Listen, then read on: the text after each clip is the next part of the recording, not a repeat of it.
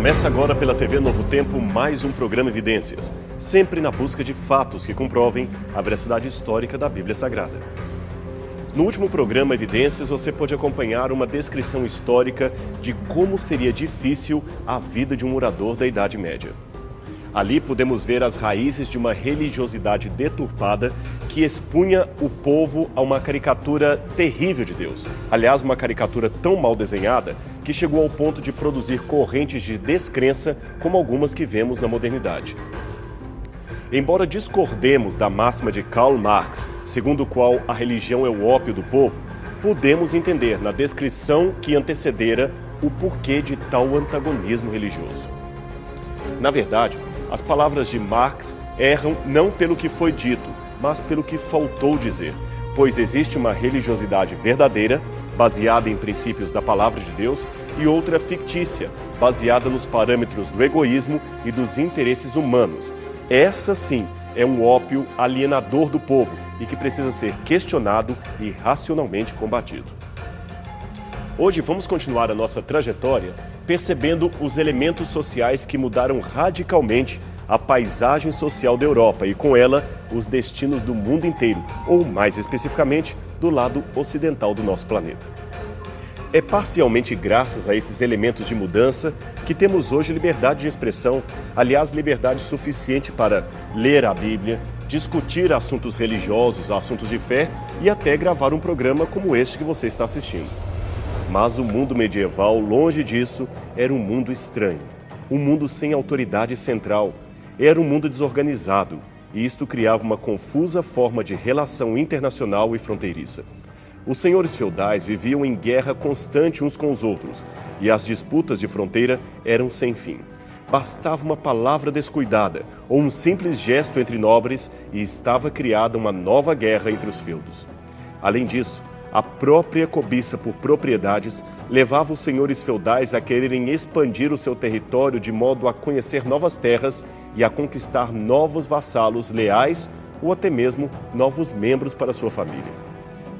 Mas havia ainda outros inimigos poderosos, bandos crescentes de guerreiros saqueadores que desciam pelos campos e vales, saqueando e destruindo tudo que estava em seu caminho.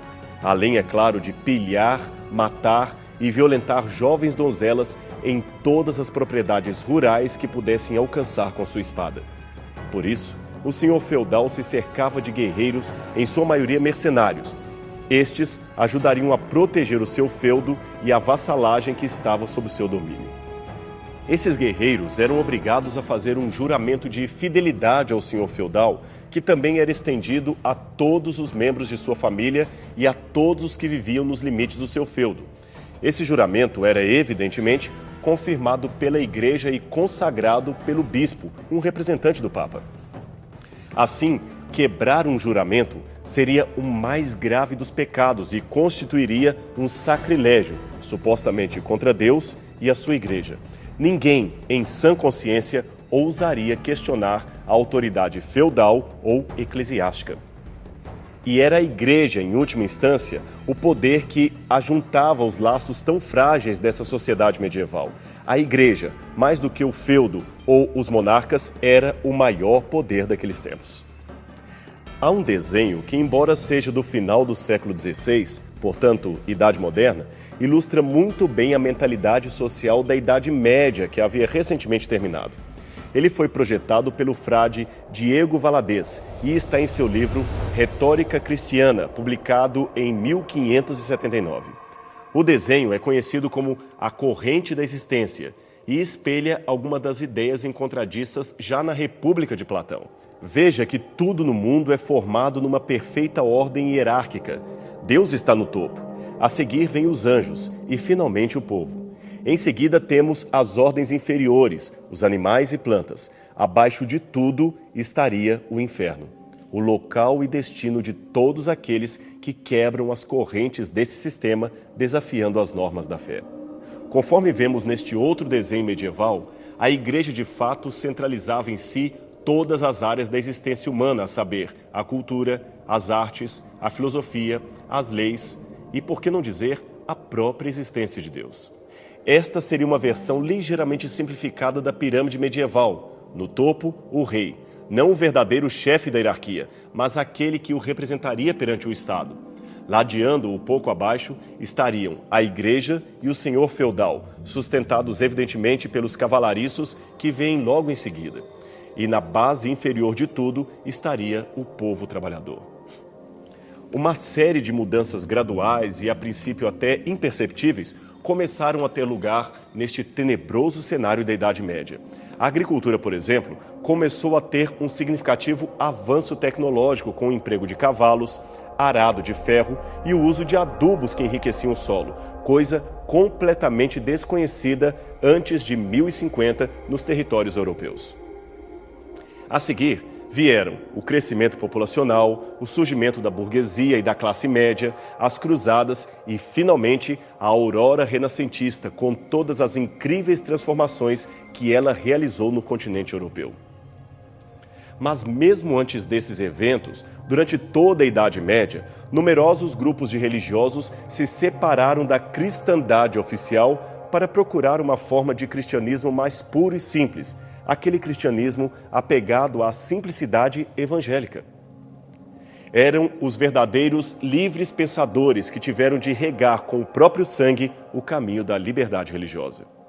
Numa época em que o lema geral era a fidelidade completa à igreja, qualquer um que a questionasse estaria correndo sério risco de morte, e o pior tipo de morte, uma morte recheada de dor e humilhação. Como diria o velho ditado latino, Roma locuta, finita causa est, isto é, Roma falou, acabou, está falado, não se questiona mais. Porém, alguns grupos, pequenos porém audaciosos, questionaram esse sistema. Os cátaros e albigenses, por exemplo, foram alguns desses grupos que desafiaram o poder monárquico e religioso da Idade Média. E mesmo em dificuldades, eles cresciam, especialmente na França e na Espanha. Para combater grupos questionadores como estes e outros que surgiam em vários pontos do continente europeu, em 1216, o Papa Inocêncio III, que aqui aparece retratado nesse mosaico medieval, encomendou a Domingos de Gusmão, fundador da Ordem dos Dominicanos, a presidência de um tribunal especial sediado em Toulouse. Esse tribunal teria por finalidade julgar os casos de heresia que surgissem e fossem devidamente denunciados à Inquisição Delegada, como se chamou posteriormente o seu ofício. Com a mesma base, foram criados outros tribunais especiais e, 3 anos depois, o próprio Domingos de Gusmão organizou uma confraria chamada Milícia de Jesus Cristo. Nesta confraria, os membros não faziam vida conventual, mas eles juravam guardar castidade ou, se casados, fidelidade conjugal. E também prometiam tomar as armas a serviço da igreja, todas as vezes que fossem convocados para esse fim. Após a morte de seu fundador, eles passaram a constituir a Ordem de São Domingos, caracterizando assim a força militar da sua defesa à fé cristã. Mais tarde, em 1233, o Papa Gregório IX organizou junto ao Tribunal Eclesiástico a Santa Inquisição ou Santo Ofício. O intento dessa ordem era perseguir e exterminar os assim chamados hereges da Europa, especialmente os cátaros e albigenses. A seguir veio outra Inquisição promovida por Fernando de Aragão e Isabela de Castela, respectivamente o rei e a rainha da Espanha, especialmente formada para exterminar os judeus. O número de pessoas vítimas de ambas as Inquisições ainda é motivo de intenso debate. Alguns historiadores falam de 7 milhões de mortos, outros se limitam a mencionar apenas uns poucos milhares. Seja como for, o quadro ainda continua dantesco, terrível. E por ora, vale-nos uma citação de Ward Rutherford, autor do livro Genocídio, Os Judeus na Europa, de 1939 a 1945, que foi publicado nos Estados Unidos em 1973. Ali, o autor diz o seguinte a respeito desse quadro. Assim como os nazistas instituíram uma organizada burocracia de assassinatos encomendados, também o fez Torquemada, o primeiro grande inquisidor, um digno predecessor dos carrascos de Hitler. Só para que você entenda, o Torquemada que ele menciona é Tomás de Torquemada, o inquisidor espanhol mais terrível de todos os tempos. E a sua interessante argumentação sugere que, assim como aconteceu na história recente, onde a destruição oficial da identidade civil dos mortos pelo regime, nos faz concluir que o número das vítimas foi muito maior que os dados oficiais preservados. Também na Idade Média, a recuperação de uns poucos milhares de processos não permite supor ou concluir que somente estes e nenhum outro mais haviam sido vitimados pelo sistema contra o qual protestaram. Aliás, esse desenho composto na época da Inquisição Eclesiástica nos mostra os vários tipos de tortura a que eram submetidos os que questionassem as normas dogmáticas da Igreja. O objetivo das imagens era fornecer uma propaganda de advertência a todos os que intentassem desobedecer às regras eclesiásticas. Algumas mostravam cenas do dia a dia onde uma punição mais suportável era infligida ao condenado. Outras, porém, eram mais dramáticas, mostrando cenas realmente dantescas, desestimulando qualquer tipo de rebelião. Mesmo assim, apesar de tantas ameaças de dor e sofrimento, um milagre ou providência divina permitiu que a verdade da Bíblia fosse preservada através de homens e mulheres de valor, que não temiam entregar a vida por amor daquilo que criam ser verdadeiro. Não era a morte pela fogueira o que mais lhes atormentava, mas o receio de perderem a salvação e não poderem jamais contemplar o rosto de Cristo. Isto sim causava uma grande angústia em suas almas. Talvez foi por isto que os descontentes com o sistema religioso medieval continuaram existindo apesar da perseguição e cresciam em número, mesmo condenados a viver clandestinamente. Nos vales alpinos do norte da Itália e do sul da Suíça, prosperaram por vários anos um grupo religioso de características singulares, especiais, que a história designou com o nome de valdenses. Esse nome, segundo alguns, viria de Pedro Valdo, um bem-sucedido comerciante de Lyon que teria abandonado tudo para pregar o evangelho e se ajuntar ao grupo que não aceitava a ditadura eclesiástica. Outros autores, porém, sugerem que valdenses viria mais propriamente do termo francês valois, que significa pessoas do vale. Mas para nós, isto não é tão importante quanto o fato de que estes nobres cidadãos tiveram muitas vezes de arriscar a própria vida para que a Bíblia fosse lida de maneira clara por outras pessoas. Isto era proibido pelos ditames da igreja naquele tempo. Eles lutaram para quê?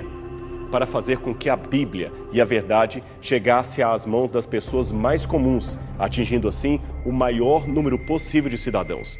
Muitos deles eram evidentemente analfabetos e necessitavam urgentemente de aprender as primeiras letras para, pelo menos, ler a Bíblia Sagrada. E várias vozes se levantaram para mudar esse cenário. Em 1388, na Inglaterra, John Wycliffe, mesmo arriscando a própria vida, escreveu um livro contra os abusos da igreja e organizou um grupo de pregadores itinerantes para pregar o evangelho ao povo comum. Esses pregadores levavam consigo às escondidas preciosas porções da primeira Bíblia traduzida ao inglês. Esta Bíblia foi traduzida sob orientação do próprio Wycliffe a partir da versão encontrada na Vulgata Latina.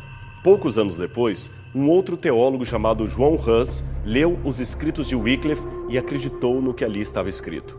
Hus foi professor de Oxford e reitor da Universidade de Praga, mas a sua pregação arrojada e seus escritos de denúncia o levaram a enfrentar a Inquisição, e ele foi condenado à fogueira em 6 de julho de 1415. Dizem os biógrafos que antes de ser morto, foi oferecida a Hus a chance de se retratar, mas ele se manteve fiel à sua consciência. Então, depois de o torturarem por vários dias, o levaram à fogueira, e ele morreu cantando um antigo hino cristão em grego, cujo título era Kyrie eleison, que quer dizer Senhor, tem misericórdia. Foram muitas realmente as mudanças e acontecimentos na Europa. E a invenção da imprensa no Ocidente, tradicionalmente atribuída a João Gutenberg, também contribuiu para mudar a mentalidade de muitas pessoas e a modificar a paisagem de uma Europa que, aos poucos, ia se despedindo da Idade das Trevas. Mas talvez as mudanças em indivíduos, mais do que as mudanças na população em geral, sejam aquelas que, de fato, transformaram definitivamente a paisagem da história. E, neste aspecto, compensa mencionarmos a vida de um homem especial. O seu nome, Martinho Lutero. Em 17 de julho de 1505, o jovem Lutero adentra os portais desta antiga universidade em Erfurt, na Alemanha, a fim de se tornar um graduado em Direito. O que teria motivado um jovem de 22 anos a buscar de maneira tão ávida uma carreira acadêmica naqueles tempos? Bem, segundo alguns dos seus biógrafos, o interesse de Lutero ia além do mero sonho de uma bem-sucedida carreira profissional. Ele sentia um vazio d'alma que necessitava urgentemente ser preenchido. Ele se sentia perdido e almejava de fato a certeza da salvação. Veja, o que vou dizer agora não é uma defesa ao behaviorismo, mas é fato que tanto o comportamento humano quanto o comportamento animal demonstram que, quando um ser está imbuído de emoções, ele sente a carência de algo que lhe seja idoneamente sentimental. A sua tendência, então, neste caso, é buscar algo que possa, de uma maneira ou de outra, substituir aquela necessidade existencial da qual ele não tem acesso. Como dissemos, até no mundo animal, esse quadro é verificável. Os biólogos registram casos de mamíferos que, retirados de sua genitora, chegam a adotar uma bola ou um pequeno travesseiro de plumas para suplantar a carência que sentem do colo afetivo de sua mãe. O mesmo se passa com os seres humanos, e essa carência é potencializada quando o vazio existencial não é outro senão um vazio com forma de Deus. Existe uma parábola medieval que ilustra muito bem o significado dessa busca existencial pela presença de Deus. Das diversas lendas produzidas pelos cavaleiros templários, nenhum tema foi mais pródigo do que a busca pelo cálice sagrado, o copo que, segundo a tradição, havia tocado nos lábios do Senhor na noite em que ele fora traído. Segundo essa lenda, um poderoso cavaleiro andante havia saído do seu palácio com o intuito de ir a Jerusalém e buscar o Santo Graal, o cálice sagrado, e com ele obter a vida eterna. Ele então cavalgou para fora do seu palácio em uma linda festa de despedida, deixando para trás os seus súditos e o seu amado castelo. Ele estava em busca da sua aventura. Ele queria encontrar o Santo Graal. Acontece que, a poucos metros do castelo, havia uma floresta. E nesta floresta, um riacho próximo, no qual morava um isolado e velho leproso. Aproveitando a passagem do cavaleiro andante, o leproso corre com dificuldade ao encontro do Lorde e, estendendo uma velha caneca, lhe suplica: Senhor, um pouco d'água por amor ao céu. Ele era um leproso e, como tal, não poderia jamais tocar na água para não contaminar o riacho. Caso o fizesse, seria imediatamente morto. Neste caso, a sua necessidade de água dependia da misericórdia de um transeunte que pudesse interromper o seu percurso, pegar um pouco d'água do rio e oferecer-lhe para matar-lhe a sede. Aquele senhor feudal não era um mau homem, não de jeito nenhum. Ele até poderia ajudar o pobre infeliz. Mas é que ele estava com pressa, não podia perder tempo. A sua missão, lembremos, era encontrar o cálice sagrado. Quem sabe um outro servo do castelo poderia ajudar aquele leproso minutos mais tarde. Mas a história diz que o tempo passou e com ele se esvaíram as forças e a esperança do cavaleiro andante. Ele rodara o mundo, enfrentara guerras e não conseguira encontrar o tão cobiçado cálice sagrado. Perdera quase tudo. A única coisa que lhe sobrara era o seu velho palácio, agora, é claro, abandonado e cheio de mato. Com a dura viagem, os seus cabelos se tornaram brancos, a sua pele enrugou, e ele então decide voltar para sua terra. Imagine a cena. Triste, frustrado, sem motivos para continuar vivendo, o velho cavaleiro andante retorna ao seu palácio.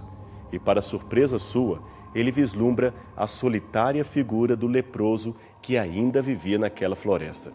Parecia quase um milagre supor como ele poderia sobreviver tantos anos. Ao aproximar-se do velho leproso, o cavaleiro ouve de novo o mesmo clamor de anos antes: Senhor, um pouco d'água por amor ao céu. Agora, sem pressa, afinal não havia mais cálice a ser encontrado, o cavaleiro desce de seu cavalo, toma a velha caneca da mão do leproso e a leva até a água. De repente, um milagre aconteceu. Um brilho muito forte surgiu do nada e o copo já não era mais um copo velho, mas o próprio cálice sagrado. E o leproso não era um leproso, era a figura reluzente do Filho de Deus. E novamente, num piscar de olhos, tudo se desvaneceu. Essa é apenas uma parábola ou uma lenda medieval, eu sei disso. Mas como ela é válida para mostrar algo que muitos de nós precisamos aprender? é o seguinte: como aquele cavaleiro andante, muitas vezes nós buscamos longe o que está perto. Com o jovem Martinho Lutero, aqui retratado com seus 20 ou 30 anos, a tentativa de substituição foi noutra direção. Como um fervoroso católico romano, ele aprendeu numa visão mercantilista de salvação que só alcançaria o paraíso mediante as boas obras que executava. O seu grande dilema nesse sentido era: e se ele morresse? O que aconteceria? Aliás, ele experimentou a morte bem de perto quando, no início de julho de 1505, numa típica tempestade de verão, ao voltar de uma festa com um amigo, viu um raio cair bem perto de si, fulminando de uma só vez a vida de seu companheiro de farras. Aquilo, para Lutero, era um claro sinal de Deus. E como o mosteiro era crido ser o caminho mais curto entre o céu e a terra, ele não pensou duas vezes, abandonou os estudos e resolveu entregar a sua vida ao monastério. Ele entrou para a ordem dos monges agostinianos. Assim foi que, em 1507, Lutero se tornou ordenado ao sacerdócio e, em 1512, já havia concluído seu doutorado em teologia. Agora, o problema é que esses 5 anos entre a ordenação e o término de seu programa doutoral foram para Lutero o período de maior questionamento de toda a sua vida. O seu pensamento tornou-se confuso e o referido quinquênio foi descrito como sendo anos de melancolia e profunda depressão. Lutero estava determinado a realizar boas obras. Ele diz que jejuava 3 vezes por semana, se consumia em vigílias e orações em excesso, e mesmo assim nada disso adiantava. No inverno, ele atirava para longe de si o único cobertor que lhe havia dado no mosteiro, tudo para cumprir as penitências. Houve noites, confessou ele, que quase morri congelado. E como resultado de tudo isso, a sua cabeça inchara, os olhos mal podiam ser fechados à noite e ele ainda cantava, estudava, recitava salmos e jejuava. Eu era um bom monge, dizia Lutero, e se um monge pudesse alcançar os céus pelas boas obras, este monge seria eu. Mas ao invés de conquistar a paz, Lutero era constantemente assediado pelo fantasma da dúvida. Você já leu sua Bíblia hoje? Já orou bastante? Jejuou o suficiente para enfrentar o diabo? Esta, aliás, é a inquietação de todo legalista, a dúvida constante acerca daquilo que Deus quer e pode realizar em sua vida. Houve noites em que Lutero afirma ter vivido momentos de franco desespero. Naquelas noites intermináveis, escreveu ele, Cristo parecia um severo rei sentado sobre um arco-íris, de cuja presença eu tentava inutilmente escapar. Quando aconselhado a amar a Deus, Lutero dizia: amá-lo? Eu o odeio. Prefiro ouvir o nome de um demônio a ouvir o nome de Cristo. Você ficou chocado? Pois saiba que, em algumas circunstâncias, Deus é menos ofendido pela sinceridade de um pecador do que pela hipocrisia de um santo. No caso específico de Lutero, a sua tormenta resultava do tipo de religiosidade que lhe fora passada. É que ele, treinado pelos grandes mestres da teologia, aprendera que, para ser aceito por Deus, o homem deveria começar tornando-se justo e bom. Até que Lutero se deparou com uma passagem da Bíblia que mudou radicalmente os seus conceitos. Isto foi em 1514, enquanto ele preparava uma aula para as classes do Antigo Testamento. Aí ele, por acaso, leu o Salmo 71, versos 1 e 2, que diz o seguinte: Em ti, Senhor, me refugio, não seja eu envergonhado, livra-me por tua justiça. Mas como? Questionava Lutero. Como a justiça pode me salvar? Naquele tempo, a justiça era um instrumento da condenação divina. Logo, como poderia alguém ser livre por intermédio dela? Aliás, Lutero odiava a expressão justiça divina, pois ele a entendia apenas como sendo a virtude na qual os pecadores são consumidos. Mas agora, ele tinha um novo insight sobre a questão. Em suas pesquisas nesta isolada torre do castelo de Wittenberg, Lutero fez uma descoberta radical a partir do que leu em Romanos, capítulo 1, versos 16 e 17, que diz: Porque não me envergonho do Evangelho, que é o poder de Deus para a salvação de todo aquele que crê, pois a justiça de Deus se revela no Evangelho de fé em fé, como está escrito, o justo viverá pela fé.